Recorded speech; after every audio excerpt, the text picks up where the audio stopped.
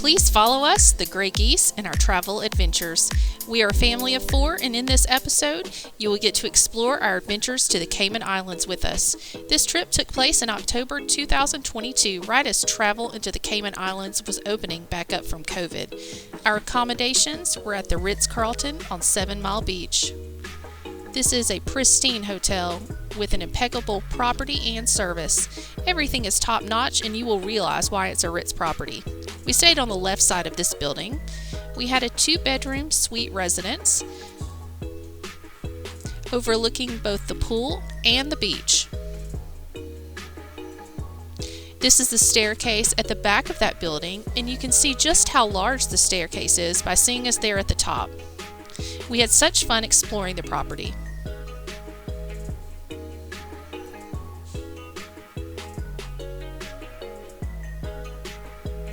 This is a view from the top of that staircase, looking outside directly into the pool and into the beach areas. This was a very centrally located area. The furnishings were tropical and tasteful.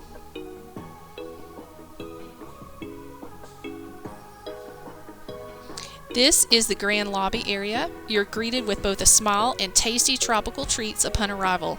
Check-in was a breeze, and we were personally walked to our room by hotel staff.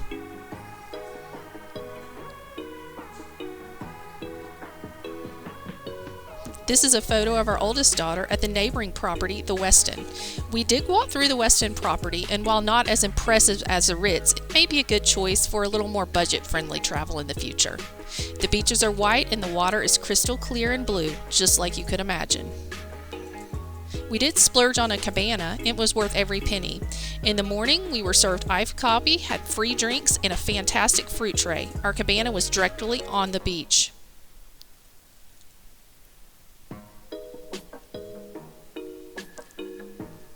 This is a picture of me and the girls right after a swim on 7 Mile Beach. If you don't want to pay for a cabana, there are chairs directly on the beach as well. Maybe it was just the time we went, but the beaches weren't crowded at all. And if you want to take a break from the beach, then there's the oversized pool at the Ritz. It's the perfect place to cool off. The pool was fantastic and not crowded at all. Although a Ritz property, our kids were welcome here.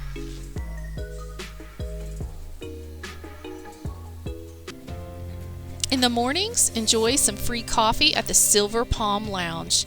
This lounge is not only beautiful, but is the location of the ever-popular high tea in the afternoon on Sundays. This high tea activity is not to be missed, and you can make a reservation for high tea even if you're not a Ritz guest. The high tea is a true English experience from start to finish, and well worth the money.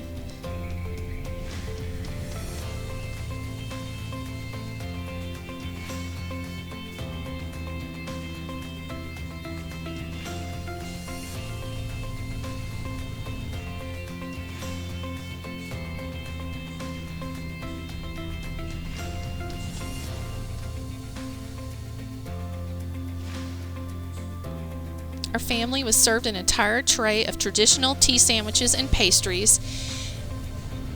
We all got to select our own tea, and we finished off with a glass of champagne.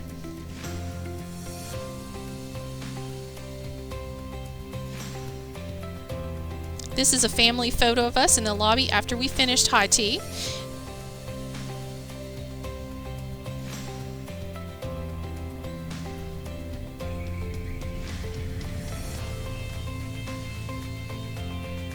And this is footage from a video tour my oldest daughter conducted when we arrived at our suite. In our suite, we had a full kitchen, a washer and dryer, and accommodations were more than enough for our family. The rooms were spacious. This is easily one of the top resorts we have ever stayed at, accommodation-wise. The rooms were fresh and modern.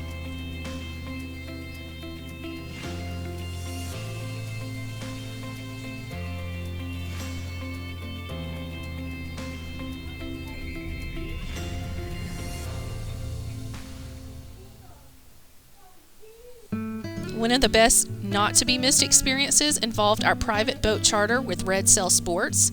Red Sail picks you up on Ritz property at the back of the Ritz, and we did a half-day trip, which was perfect for our family. There were 2 Red Cell employees on board, and they were knowledgeable, experienced, and made the charter truly extraordinary. On our charter, one of the first places we did stop off on was Stingray City.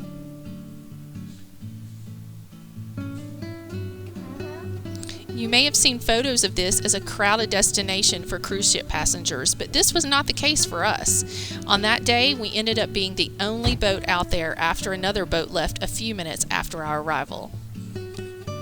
You can stand in the water, and the stingrays are clearly used to having visitors feed and pet them. There's just so many of them. And they're also so long.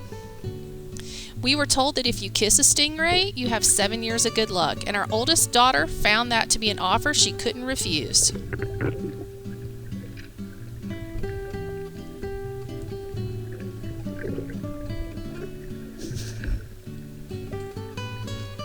See, we all were able to get into the water, acclimate ourselves to the stingrays. It was just a few, probably waist level. And even our youngest daughter, who was 4 at the time, was able to stand, although it did come right up to almost her head. The employees also got in the water with us, helped us feed the stingrays, and also helped us hold them.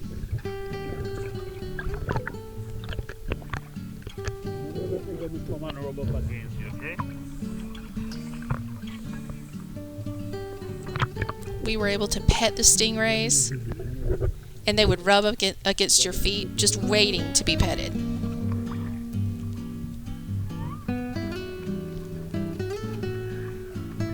And you can just see now how very big they are.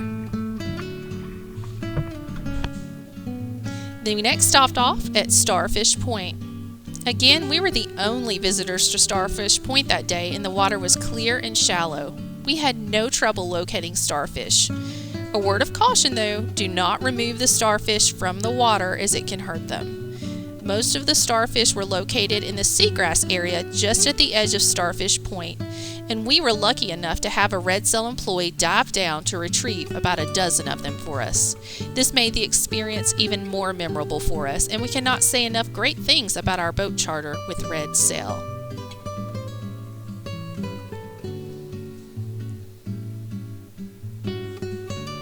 We were also able to snorkel at Starfish Point, touch and hold the starfish, and generally explore the area.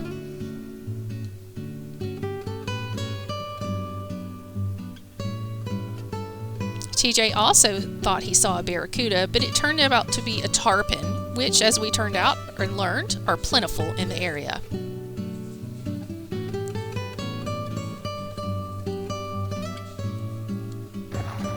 Our charter next took us to Rum Point, where we went snorkeling. The underwater sea life was vibrant and plentiful, and we saw so many different kinds of fish. Again, the Red Cell employees added greatly to our experience as they pointed out fish and water life we would have not otherwise noticed.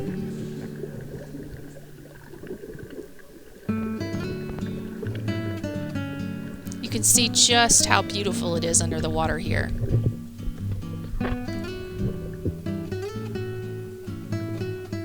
Up right there is a Caribbean lobster, which is fascinating and also tasty.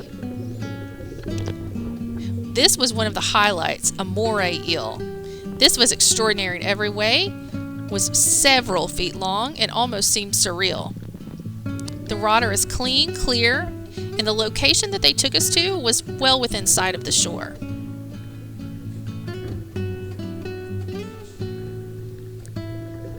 All of the Red Cell employees provided us with the snorkel gear and the life vest, and everything was taken care of for us.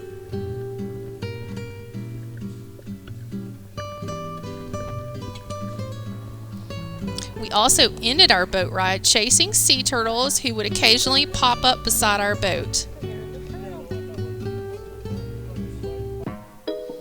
We had a casual dinner at the waterfront restaurant Tucka. The food was great and reasonably priced. The restaurant is predominantly open air and seemed to be a combination of Caribbean with an Australian flair. Here's a photo of my lobster entree, which was delicious.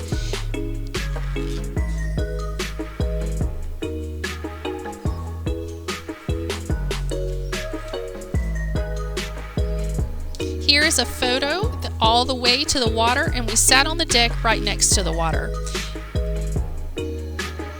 As the night ended, our daughters enjoyed the fantastic desserts Tucka had to offer.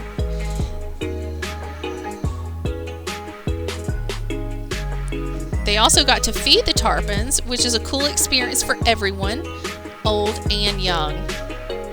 This happens at a few of the restaurants in the Caymans, but it was particularly fun at Tucka.